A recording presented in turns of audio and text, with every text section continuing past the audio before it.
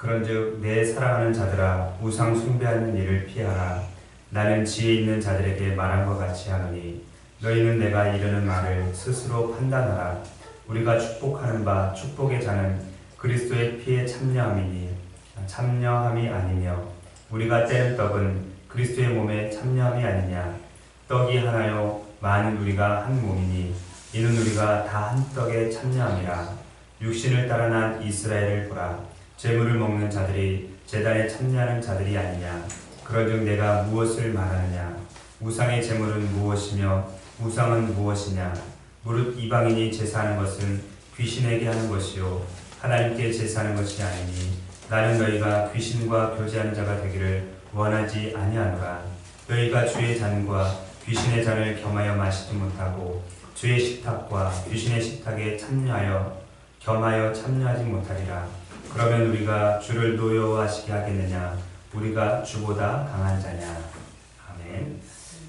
이번 주 수요일엔 우리 대한민국의 고유 명절인 추석입니다. 이번 추석은 유례 없이 긴 황금 연휴가 될 것이라고 다들 좋아하고 있습니다.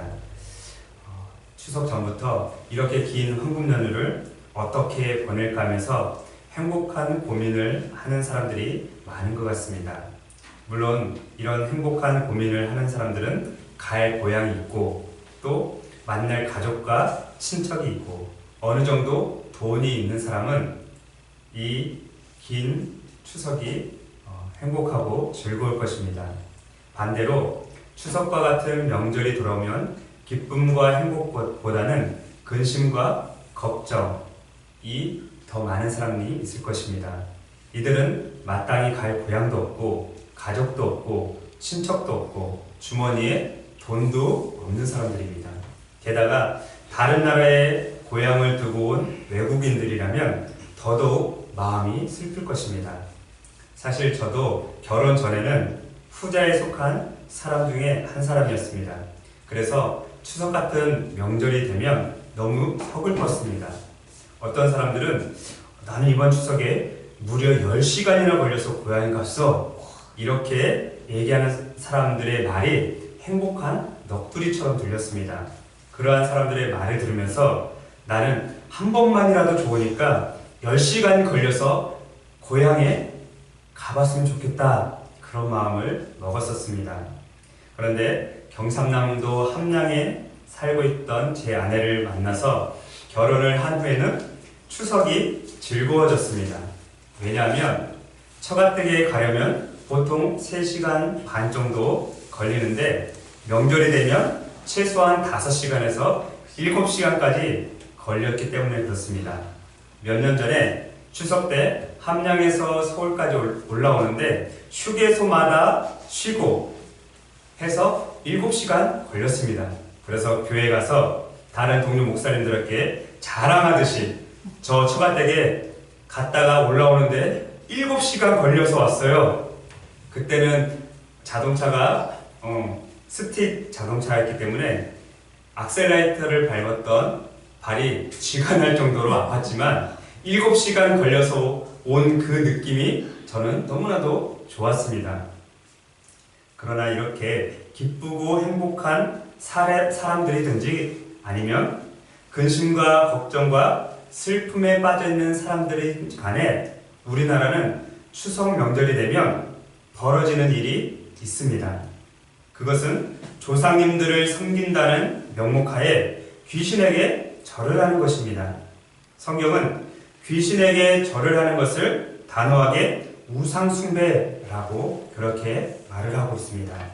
그리고 이 우상숭배를 하나님께서 가장 싫어하시는 범죄 행위다라고 단정을 짓고 있습니다. 그래서 저는 오늘 본문을 통해서 왜 귀신에게 절하는 것이 우상숭배인지 또 그것이 어떻게 우상숭배가 되는지에 대해서 너희는 귀신과 교제하지 말라라는 제목으로 함께 은혜를 나눠보려고 합니다. 본문으로 들어가기 전에 고린도 전서가 기록될 당시에 이 고린도 지역과 고린도 교회의 상황을 먼저 살펴봐야 됩니다. 고린도는 고대 그리스에서 가장 오래되고 가장 유명한 도시 가운데 하나였습니다. 그리고 거기에 이방의 여러 신들을 섬기기 위한 많은 신전들이 있었는데 그 중에 대표적인 신전이 아프로디테 신전입니다. 이 신전은 고린도 남쪽에 있는 해발 560m 정도 되는 바위산에 세워져 있는 신전이었습니다. 그래서 이곳에 이방 신들에게 짐승을 잡아서 제사를 드린 후에 거기서 끝나는 게 아니라 거기에 상주하고 있었던 1000여 명의 여자 사제들과 음란한 행위를 했습니다. 당시에 이곳에 1000명의 이런 매춘부들이 있었고, 그리고 그 성적으로 극도로 타락한 도시가 바로 고린도였다는 것입니다. 물론 경제적으로는 남부러울 것이 없이 부강한 도시였지만 이렇게 성적으로는 타락했고 온갖 이방 종교가 혼합된 도시였습니다. 마찬가지로 고린도 교회 안에 여러 가지 문제들이 혼합적으로 자리하고 있었는데 성적으로 문란해 있었고 또 파벌 싸움이 벌어지고 있었습니다. 오늘날로 말하면 교회 안에 4개의 교파가 있었던 것입니다.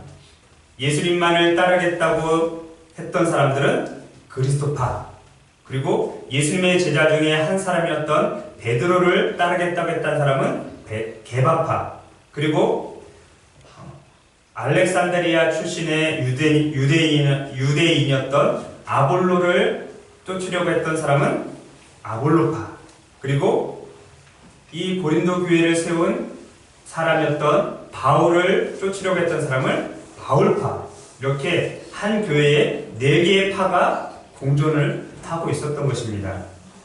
뿐만 아니라 더 큰 문제는 우상에게 바쳐진 죄물을 먹어야 하느냐 먹지 말아야 하느냐, 이걸로 서로 싸움이 일어나고 있었던 것입니다. 다른 지역 교회와 마찬가지로 이 고린도 교회 역시 유대교를 믿다가 기독교로 개종한 사람들, 그리고 이방 종교를 믿다가 기독교로 개종한 사람들, 그러니까 유대인들과 이방인들이 함께 공존을 하면서 하나님을 섬기고 있었던 것입니다. 그런데 유대교에서 기독교로 개종한 사람들은 시장에서 파는 고기는 우상에게 바쳐진 제물이기 때문에 절대로 먹지 않았습니다. 반면에 이방 종교에서 기독교로 개종한 사람들은 아무런 거리낌 없이 시장에서 고기를 사다 먹었던 것입니다. 당시의 시장에서 파는 대부분의 고기는 이방 신들에게 제물로 바쳐졌다가 후에 시장으로 유통되어 들어온 그러한 고기들이었습니다. 그래서 고린도 교회 안에 있었던 유대인 그리스도인들과 또 이방인 그리스도인들 간에 커다란 논쟁이 벌어지게 되었던 것입니다. 이 사실을 알았던 사도 바울은 이렇게 말합니다. 우리 다 같이 8장으로 한번 가보겠습니다. 8장. 고린도전서 8장입니다. 고린도전서 8장 4절을 제가 한번 읽어보겠습니다. 그러므로 우상의 제물을 먹는 일에 대하여는 우리가 우상은 세상에 아무것도 아니며 또한 하나님은 한 분밖에 없는 줄 아노라.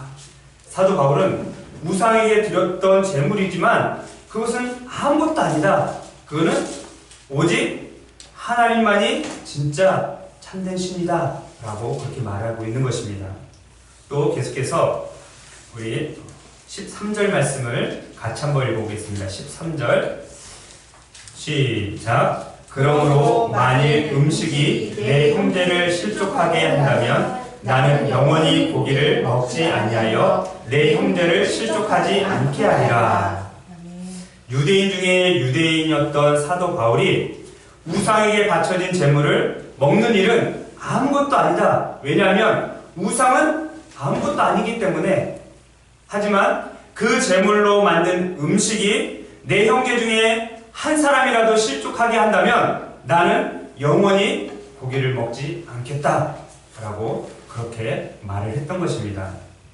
이처럼 그리스도인들에게 있어서 우상에게 바쳐진 고기를 사 먹든지 또는 사 먹지 않든지 그것은 문제가 되지 않습니다. 중요한 것은 그 우상을 숭배했느냐 또 숭배하지 않았느냐 그것이 문제가 되는 것입니다. 왜냐하면 우상 숭배야말로 귀신과 교제하는 것이기 때문에 그렇습니다. 이제 다시 10장으로 가서 20절 말씀을 보시기 바랍니다.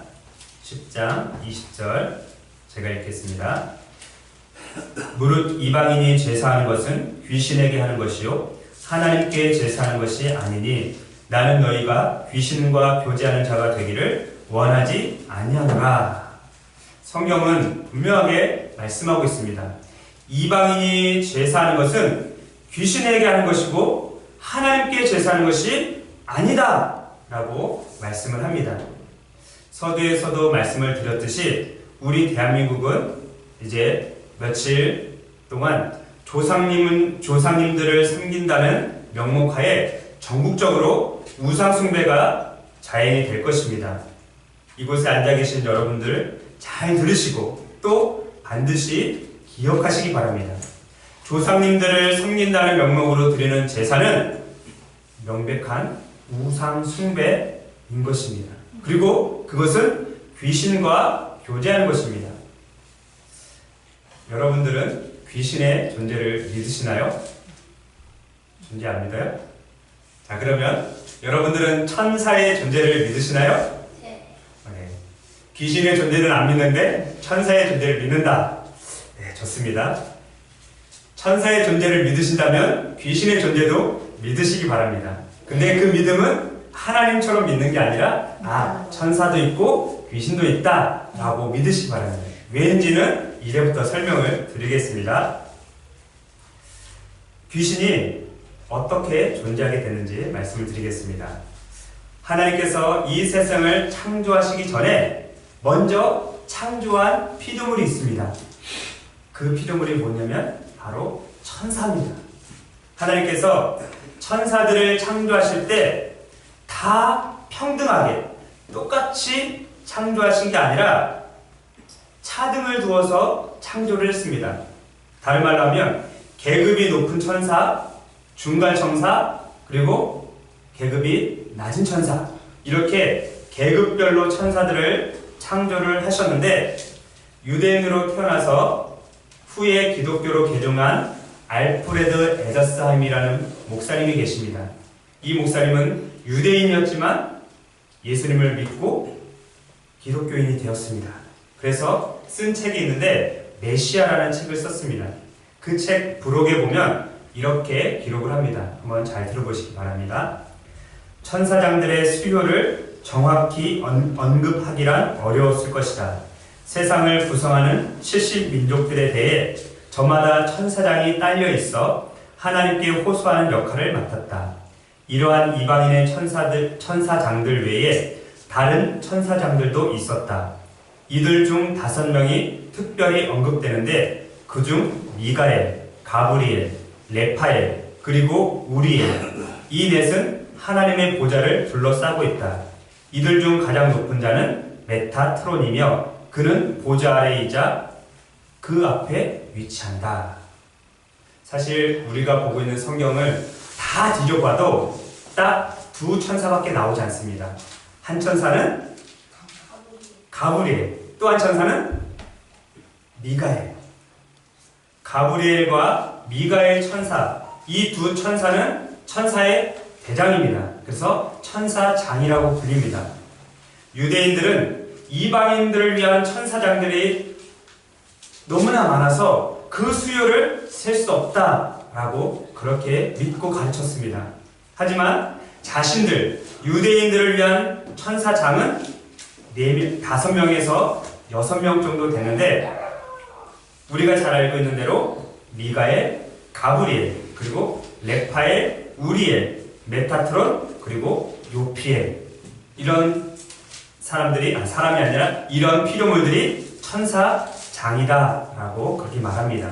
그런데 이 알프레드 에더사인 목사님이 하늘에 있는 모든 천사장들 중에서 가장 으뜸인 천사가 있는데 그 으뜸인 천사가 바로 삼마엘이다 라고 말합니다. 계속해서 그의 말을 들어보시기 바랍니다. 하늘에 있는 모든 천사장들 중에서 삼마엘이 으뜸이었다. 그는 자신에게 속한 천사의 무리를 데리고 내려왔으며 자신의 계획을 실행하기 위해 가장 적절한 도구로서 뱀을 택했다. 삼마엘은 뱀을 완전히 장악하여 그 뱀의 상태는 마치 귀신 들린 자가 악한 영의 절대적인 지배를 받은 것처럼 되었다. 그리고 사탄 혹은 삼마엘은 이스라엘 역사에 등장하는 모든 큰 사건들에서 인간의 유혹자로 소개된다. 사실 저도 이 책을 통해서 삼마엘이라는 그 천사장이 있었고 그 천사장이 사탄이 되었다라는 것을 처음 알게 되었습니다. 유대인들은 하늘에서 하나님으로부터 쫓겨난 이 삼마엘을 사탄이라고 그렇게 불렀습니다. 그런데 우리 개신교에서는 사탄을 부르는 또 다른 표현이 있습니다. 그 이름이 바로 루시퍼입니다. 루시퍼. 이번에는 미국에서 아주 유명했던 목사님이셨는데 조나단 에드워즈 목사님이 한 말을 한번 들어보시기 바랍니다. 사탄은 타락 전에 모든 천사들 중 으뜸이었다. 루시퍼 혹은 사탄이 거룩한 천사였을 때의 그리스도의 모형이었다. 그러나 그가 높고 영광스러운 지위를 지녔음에도 불구하고 새로 창조된 인류, 그토록 연약하고 초라하며 보잘것없어 보이는 인간, 그리고 천사들의 우두머리이자 피조 세계의 으뜸인 자신보다 훨씬 열등할 뿐만 아니라 낮은 계급의 천사들보다도 열등한 인간을 섬기는 영이 되어야 한다는 사실이 계시되었을 때, 또한 그가 장차 태어날 한 인간에게 복종해야 한다는 사실이 계시되었을 때 그는 도저히 참을 수가 없었다. 그래서 그는 타락하고 말았다. 성경에 보면 모든 천사들은 인간을 섬기기 위해서 창조되었다라고 그렇게 기록을 하고 있습니다.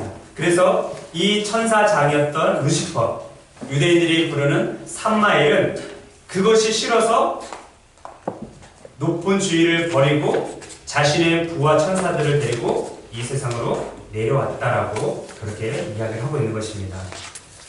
혹시 여러분들은 존 밀턴이 쓴 신락원이라는 책을 제목이라도 들어보셨나요? 네, 제목은 들어보셨을 것입니다. 시로 되어 있는데 이렇게 긴 시는 서사시라고 말을 합니다.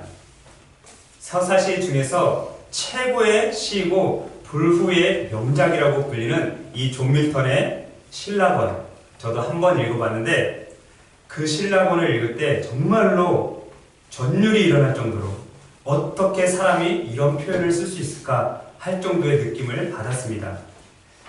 존 밀턴이 신락원을 쓰면서 뒤쪽에 사탄에 대한 주석을 달았는데 이렇게 되어 있습니다. 사탄은 본래 하늘에서는 루시퍼라고 불리던 그룹 천사들 중 하나로서 아주 찬란한 상위 천사였다. 그러나 하나님과 동등한 위치를 차지하고자 하는 욕망, 즉 교만 때문에 자기를 따르는 3분의 1의 천사 무리를 유혹하여 반역에 끌어들이고 하늘에서 반란을 도모했다. 결국은 천사장 미가엘이 이끄는 그리스도의 천군에게 퇴폐하고 지옥으로 떨어진다. 이때부터 그는 루시퍼로 불리지 않고 사탄이라고 하는 고유 명사로 불리게 되었다라고 그렇게 말을 합니다. 유대인들은 이 타락한 천사장을 삼마엘이라고 불렀고 대부분의 개신교에서는 루시퍼라고 그렇게 부릅니다. 100번 듣는 것이 한 번 보는 것보다 못하다라는 뜻의 백문의 불여일견이라는 말이 있습니다. 존 밀턴의 신락원을 한번 사서 읽어보시기 바랍니다. 저처럼 처음부터 끝까지 전율을 느끼게 될 것입니다. 그리고 하나님처럼 되려고 했던 이 루시퍼가 자신의 부하 천사들을 데리고 반란을 일으키고 그래서 결국 하늘에서 쫓겨나게 되는 장면을 제가 한번 읽어보도록 하겠습니다. 이거는 시이기 때문에 시로 읽고 여러분들은 시로 들으시기 바랍니다. 말하시라 먼저 하늘도 지옥의 깊은 땅도 그대의 눈엔 무엇도 숨기지 못하나니 말하시라 먼저 도대체 우리의 조상은 무슨 이유로 그 행복하고 그 깊은 하늘의 은총 입은 자리에서 창조주를 저버리고 오직 단 한 가지 금제에 대한 그의 뜻을 어겼던가를 그러지 않았더라면 세상의 군주였을 것을 애당초 그 흉악한 배반으로 그들의 꿰인 것은 누군가 그것은 지옥의 뱀 그놈이 교만하여 그의 모든 반역 천사의 무리들과 함께 하늘에서 쫓겨났을 때 질투와 복수심에 불타 인류의 어머니를 속인 것이다. 그는 천사들의 도움을 받아 반역하기만 하면 동료들 이상의 영광을 얻을 수 있고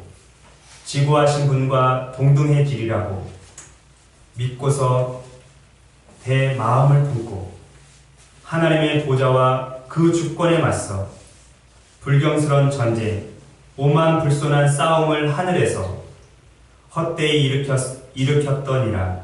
그러나 전능하신 하나님은 감히 전능자에게 도전한 그를 무서운 추락과 파멸로써 쳐서 꺾고 장하천에서 불붙여 바닥 없는 지옥으로 거꾸로 내던졌나니 결국 그는 거기서 영원한 사슬에 묶여 영벌의 불길 속에 살게 되었다. 직접 읽어보시기 바랍니다. 아내도 고개를 끄덕이지만 아직 못 읽었습니다. 이번에는 타락한 천사장의 사탄을 아주 적나라하게 표현한 성경 구절이 있습니다. 그냥 신학자들만 이야기하는 것이 아니라 성경에 타락한 천사장을 표현한 곳이 있습니다. 그것이 에스겔서 28장 11절에서 19절 말씀인데 좀 길기 때문에 제가 좀 빨리 읽어보겠습니다. 여호와의 말씀이 또 내게 임하여 이르시되 임자야 도로 왕을 위하여 슬픈 노래를 지어 그에게 이르기를 주 여호와의 말씀에 너는 완전한 도장이었고 지혜가 충족하며 온전히 아름다웠도다. 내가 옛적에 하나님의 동산 에덴에 있어서 각종 보석 곧 홍보석과 홍보석과 금강석과 황옥과 홍만호와 창옥과 청보석과 남보석과 홍옥과 황금으로 단장하였으며 내가 지음을 받던 날에 너를 위하여 소고와 비파가 준비되었도다. 너는 기름 부음을 받고 지키는 그룹이며 내가 너를 세움에 내가 하나님의 성산에 있어서 불타는 돌들 사이에 왕래하였도다. 내가 지음을 받던 날로부터 내 모든 길이 완전하더니 마침내 내게서 불의가 드러났도다. 내 무역이 많음으로 내 가운데에 강포가 가득하여 내가 범죄하였도다. 너 지키는 그룹아 그러므로 내가 너를 더럽게 여겨 하나님의 산에서 쫓아냈고 불타는 돌들 사이에서 멸하였도다. 내가 아름다움으로 마음이 교만하였으며 내가 영화로움으로 내 지혜를 더럽혔으며 내가 너를 땅에 던져 왕들 앞에 두어 그들의 구경거리가 되게 하였도다. 내가 죄악이 많고 무역이 불의함으로 내 모든 성소를 더럽혔으며 내가 내 가운데서 불을 내어 너를 사르게 하고 너를 보고 있는 모든 자 앞에서 너를 땅 위에 재가 되게 하였도다. 만민 중에 너를 아는 자가 너로 말미암아 다 놀랄 것이며 내가 공포의 대상이 되고 내가 영원히 다시 잊지 못하리로다 하셨다 하라.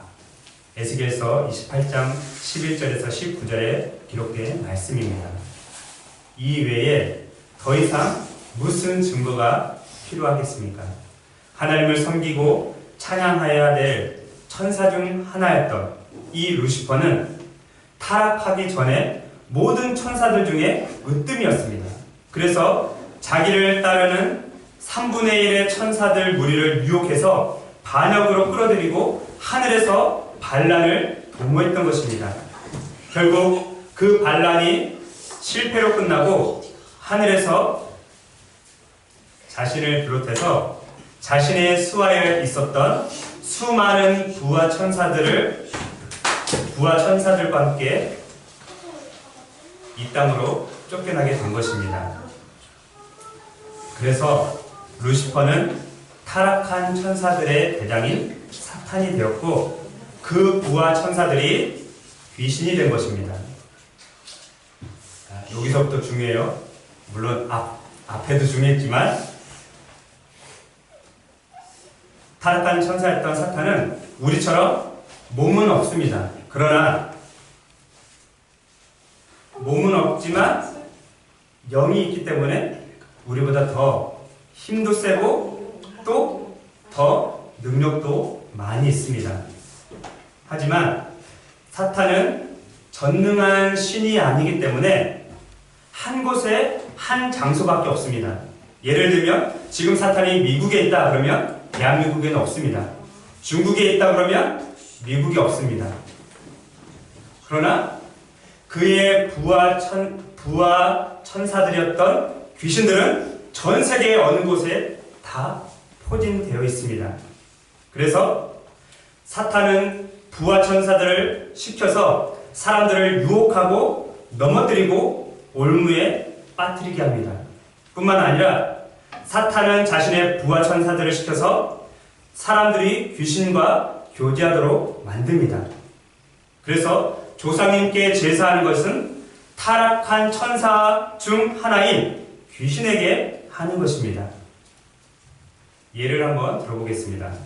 제 딸이 지난주에 학교에서 추석을 맞이해서 여러 가지 활동을 했는데 그 중에 추석에 관한 작은 책자를 하나 만들었습니다. 그리고 그 표지에다가 주리의 추석 이야기라고 쓰고 밑에다가 커다란 달을 하나 그리고 웃는 모습을 그려놨습니다. 사실 제가 보려고 본 건 아닌데 정말로 우연히 본 겁니다. 책자 안에는 추석에 먹는 음식, 하는 일, 놀이 등을 써놨고 그 중에 이렇게 최주희가 썼습니다. 달님, 제 소원은요 셋째 동생이 생기게 해주는 거예요 라고 소원을 비는 내용을 써놨습니다. 저는 제 딸이 만든 이 추석에 관한 소책자를 보면서 며칠 뒤에 주희한테 얘기했습니다. 주희야, 재미로라도 달에게 소원을 빌면 안 돼. 그건 우상숭배야 라고 제가 딸에게 얘기했습니다. 물론 우리는 언제든지 하늘에 떠있는 밤하늘에 떠있는 달을 볼 때마다 저 달 정말 예쁘다, 아름답다, 달을 만드신 분이 우리 하나님이시지, 이렇게 고백하는 것은 얼마든지 됩니다. 그런데 그 이상, 그 이하도 안 되는 것입니다. 달을 보면서 달님 우리 집에 셋째 태어나게 해주세요. 이거는 명백한 우상숭배입니다. 이게 뭔 소리예요? 자, 또 예를 들어보겠습니다. 자, 한 가지 예를 더 들어보겠습니다. 처음부터 들었으면 이해를 했을 텐데 중간에 왔기 때문에 이해를 못하는 겁니다. 중고등학교 학생들이 학교에 가면 귀신을 불러들이는 분신사바라는 것을 합니다. 알고 있죠? 네. 요즘에는 중학생, 고등학생들만 하는 게 아니라 이렇게 초등학생들도 학교에서 합니다. 그런데 중요한 것은 학생들은 그냥 그거 재미로 하는 건데요 라고 합니다. 재미로 하는 건데요 라고 할지 모르겠지만 그것은 엄연히 귀신을 불러들이는 악한 행위인 것입니다. 그리고 그것은 귀신과 교제하는 것입니다. 그리고 성경은 그것을 우상숭배라고 합니다. 귀신이 나쁜 거예요? 자, 우리 수빈이는 나중에 목사님 설교를 한번 처음부터 다시 들어봐, 녹화한 거를. 조금 전에 다 설명을 했거든. 반복할 수가 없으니까. 자, 들어보세요. 계속. 그것은 귀신과 교제하는 거고 우상숭배인데, 하나님은 출애굽한 이스라엘 백성들에게 모세를 통해서 지켜야 될 10가지 계명을 주셨어요. 그 10가지 계명 중에서 1계명부터 4계명은 오직 하나님만을 사랑하라 라는 그런 의미이고, 5계명부터 10계명까지는 이웃을 사랑하라 라는 내용입니다. 그런데 1계명과 2계명을 보면 하나님께서 우상을 숭배하지 마라 라는 내용이 기록이 되어 있습니다. 하나님의 말씀을 직접 한번 들어보시기 바랍니다. 너는 나 외에 다른 신들을 내게 두지 말라. 너를 위하여 새긴 우상을 만들지 말고 또 위로 하늘에 있는 것이나 아래로 땅에 있는 것이나 땅 아래 물속에 있는 것에 어떤 형상도 만들지 말며 그것들에게 절하지 말며 그것들을 섬기지 말라. 나 내 하나님 여호와는 질투하는 하나님인즉 나를 미워하는 자의 죄를 갚되 아버지로부터 아들에게로 3, 4대까지 이르게 하거니와. 하나님은 나 외에 다른 신들을 내게 두지 말고 하늘에 있는 것인지 땅에 있는 것이든지 바닷속에 있는 것이든지 어떤 것이든지 형상을 만들지 말라고 하셨습니다. 그리고 그 앞에 절하지 말라고 하셨습니다. 우리의 눈에 보이는 것도 우상이지만 우리 눈에 보이지 않는 것도 우상입니다. 예를 들면 외모를 너무나 사랑한다든가 돈을 너무나도 사랑한다든가 자식을 너무나도 사랑한다든가 그 어떤 것이든지 하나님보다 더 사랑하면 그것은 우상 숭배가 되는 것입니다. 와, 내 외모를 더 사랑하는데. 자, 그래서 영국에 존 찰스 라일이라는 목사님이 계셨는데 그분께서 이렇게 얘기했습니다. 옛날이나 지금이나 이 교회 성전에서는 기독교의 교회든 하나님께만 돌려야 할 영광을 하나님이 아닌 다른 것에 돌리는 모든 것이 우상 숭배입니다. 하나님께 영광을 돌려야 되는데 하나님께 돌리지 않는 모든 것이 우상 숭배라는 것입니다. 그리고 그 우상 숭배가 바로 귀신과 교제하는 것입니다. 자, 이제 마지막까지 왔습니다. 그러면 우리가 귀신과 교제하는 우상 숭배를 과감하게 끊어버리고 하나님께만 영광 돌리기 위해서 해야 될 일이 있는데 방법이 있는데 그것은 딱 하나입니다. 그 방법은 우상 숭배하는 것을 피하는 것입니다. 우리 10장 14절 말씀 한번 보시기 바랍니다. 고린도전서 10장 14절 고린도전서 10장 14절 우상 숭배를 끊고 피할 수 있는 유일한 방법이 10장 14절에 기록이 되어 있습니다. 같이 읽겠습니다. 시작. 그런즉 내 사랑하는 자들아 우상 숭배하는 일을 피하라. 어떻게 하라고 그랬죠? 피하라. 유일한 방법은 피하는 것입니다. 사랑하는 생명빛교회 성도 여러분, 어떠한 일이 있어도 귀신과 교제하는 일을 하지 마시기 바랍니다. 장난으로도 재미로도 하지 마시기 바랍니다. 귀신은 분명히 존재하고 천사도 분명히 존재합니다. 그런데 그 귀신은 타락한 천사가 귀신의 모습으로 나타나는 것입니다. 그래서 귀신과 교제하는 것, 곧 우상 숭배하는 일을 피할 수 있는 유일한 방법은 그냥 하지 않을 수 있는 유일한 방법은 그 우상 숭배로부터 피하는 것밖에 없습니다. 요셉이 보디발의 아내의 유혹을 받았을 때 했던 행동이 한 가지 있었습니다. 그것은 자신의 옷을 벗어버리고 그 자리에서 피하여 도망간 것입니다. 우리의 힘으로는 목사인 저도 우상 숭배에서 자유로울 수가 없습니다. 때문에 우리가 우상 숭배에서 벗어날 수 있는 유일한 방법은 피하는 것밖에 없습니다. 도망가는 것밖에 없습니다. 재미로라도 장난으로라도 귀신과 교제하는 행동을 하지 마시기 바랍니다. 기도하겠습니다.